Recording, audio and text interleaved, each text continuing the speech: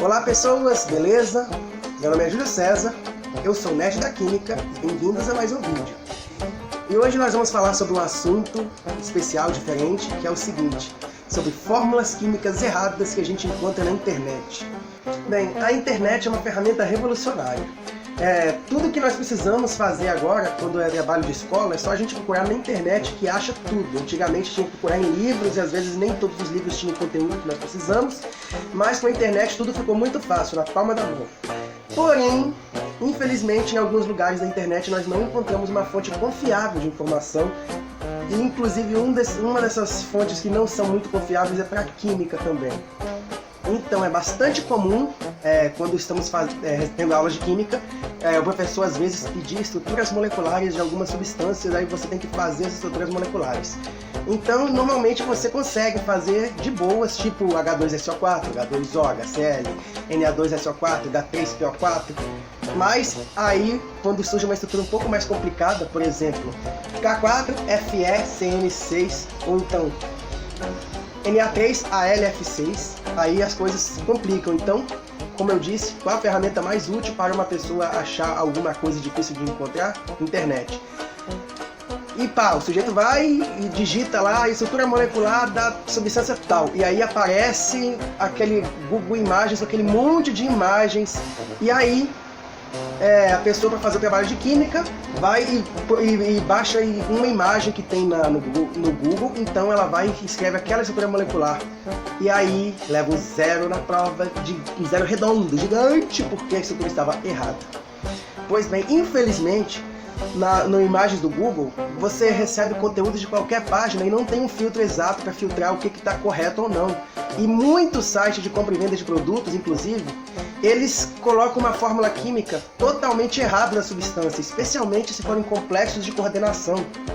Por exemplo, você pesquisa a fórmula do ferrocianeto de potássio, K4FeCN6, no Google Imagens, e você pode se deparar com uma coisa como essa, olha. Olha só essa estrutura. Eles trataram o complexo de coordenação como um composto iônico comum, então eles botaram íons separados de ferro, cianeto e potássio. Tá errado? Porque estruturalmente essa substância é um complexo de coordenação. Então a estrutura correta é esta, que por acaso é da Wikipédia. Ou seja, nós podemos ver que pelo menos para a química a Wikipédia é bem fiel à realidade. Complexos de coordenação não são uma coisa muito comum em química básica, eles são mais avançados. Então, às vezes é um pouco até compreensível que alguns sites errem a estrutura dos complexos, mas muitas vezes é exagerado o erro, fica feio. Só que isso não é só com complexo de coordenação. Vamos dar outro exemplo. Por exemplo, aqui nós temos a criolita, Na3AlF6. Também eles cometeram um erro de considerar ela como um composto iônico comum, o que não é, porque os íons de alumínio e flúor não estão separados, estão ligados. Pois bem, também nós temos entre os complexos alguns como, por exemplo, o sulfato de tetramin cobre 2, Cu, entre parênteses, NH3, 4SO4. E aí nós pesquisamos no Google Imagens e nós encontramos a estrutura assim, ou assim, ou assim. Como se os grupos NH3 eles estivessem separados do átomo de cobre. Eles são complexos, esses íons NH3 estão ligados ao átomo de cobre. Portanto, o cátion, nesse caso, é o CuNH3, também está ligado a duas moléculas de água. O ânion é o sulfato. As moléculas de amônia não estão separadas dos átomos de cobre, elas estão ligadas aos átomos de cobre. Aí nós achamos essa estrutura errada, totalmente errada. E tem também outros, como por exemplo, seguindo a mesma linha, o cobalto e nitrito de potássio. Aqui eles consideraram como se fossem três íons distintos, o potássio, cobalto e nitrito, sendo que na verdade os íons nitrito estão ligados aos íons cobalto, formando um complexo. Então a estrutura correta é esta. Agora, entre os complexos, um que tem uma estrutura bem complicada mesmo, mas ela é linda, e que eles conseguiram estragar completamente, é o ácido fosfomolíbdico, fosfomolibdato. Eu fiz um vídeo bem interessante sobre ele, mostrando uma estrutura bem bacana que ele possui. Porém, esse aí é o campeão de moléculas erradas, porque quando você pesquisa na internet, você quase nunca acha a estrutura certa desse complexo. Você sempre abre e encontra uma coisa igual a esta, olha só isso. Ou então isso aqui, socorro! Ou isso, que é ainda muito pior, gente, é totalmente errado. A fórmula é H3P da MO12O40. O que é essa terceira fórmula que eu mostrei aqui? Tem de 12 molibdênios. Cadê os 12 molibdênios? Tem só um. Tudo errado, totalmente errado. A fórmula certa é esta, que foi bem difícil de eu achar essa molécula. Eu tive que penar para encontrar a fórmula certa desse complexo. Mas nesse caso, de certa forma, dá para entender porque complexos não são compostos muito comuns. Então, às vezes, você erra mesmo a estrutura química. Mas o que é totalmente imperdoável é você pegar a estrutura de compostos comuns e errar miseravelmente, como o que vai acontecer agora. Gente, o dióxido de silício, que é a areia, o composto que forma a areia que nós conhecemos, ele é um composto formado pelo átomo de silício ligado a 2 átomos de oxigênio, SiO2. Essa fórmula química lembra do dióxido de carbono, que é CO2. E por isso, quando você pesquisa no Google Imagens, você vai encontrar a molécula desenhada desta forma. Mas está errado. Porque o átomo de silício ele não é capaz de formar ligações duplas. E quando ele se liga ao oxigênio, o SiO2 ele é um polímero, ou seja, ele é uma molécula gigante formada pela repetição de várias unidades. Então a estrutura correta é esta, onde nós temos cada átomo de silício ligado a 4 oxigênios e cada oxigênio ligado a 2 silícios. Então nós temos uma estrutura SiO2N, ou seja, um polímero. Por isso a areia é sólida e o gás carbônico, CO2, é gasoso, porque a estrutura do SiO2 é rígida e gigante, de modo que a areia é um sólido com alto ponto de fusão. O que é totalmente incoerente com essa estruturazinha SiO2 com 2 ligações duplas. O silício não pode formar ligações duplas. Agora, outra fórmula química que costumam errar é de um sal muito comum chamado de bórax, Na2B4O7.10H2O. Essa estrutura, que é o tetraborato de sódio, é muito comum você pesquisar na internet e achar essa estrutura incorreta, de várias formas. Porque o íon B4O7 ele é um complexo, então ele tem uma estrutura mais complicada de se desenhar. No caso, a estrutura correta é essa que eu vou mostrar aqui. Como nós podemos ver, o íon B4O7-2 não é exatamente um B4O7-2, é um B4O5, entre parênteses, OH4-2. Ou seja, temos 2 moléculas de água que fazem parte do ânion. Dessas 10H2O, 2 delas fazem parte do ânion. Isso dá para entender que é um erro histórico, porque durante muito tempo os químicos não souberam definir a estrutura correta do íon tetraborato. Mas, ainda que já tenha sido corrigida, é muito comum você encontrar em vários sites essa estrutura assim, do jeito que está aqui. Ela está parcialmente correta, mas ainda está errada.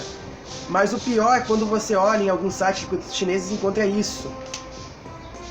Está totalmente errado. O boro também tem dificuldade para fazer a ligação dupla, assim como o silício. Mas tem casos onde chega ao extremo deles errarem de uma forma imperdoável. Por exemplo, olha só, aqui temos várias estruturas que eles colocam a estrutura de um composto iônico como se fosse um composto covalente. Um composto muito simples, por exemplo, que todo aluno que aprende química já começa a aprender que é um composto iônico, é o óxido de cálcio, a famosa cal. Aí você vai, se você tiver algum pouco de conhecimento de química, você abre a página no Google Imagens e depara com esta coisa que causa uma dor bem profunda lá dentro do seu coração. Ai. Gente, doeu lá dentro mesmo. Ai, como dói, como dói, como dói. Gente, óxido de cálcio é um composto iônico. Tem íon Ca+2, O-2, formando um retículo cristalino. Não tem ligação covalente, e muito menos uma ligação dupla entre o alumínio, entre o cálcio e o oxigênio, CaO. Tá errado, totalmente errado essa molécula. Isso é um absurdo, é imperdoável, não tem como. Quem fez esse desenho não sabe nada de química, pronto, falei. Agora vamos a outro exemplo que é isso aqui, olha só, óxido de ferro 3. Ai. Fórmula totalmente errada, gente.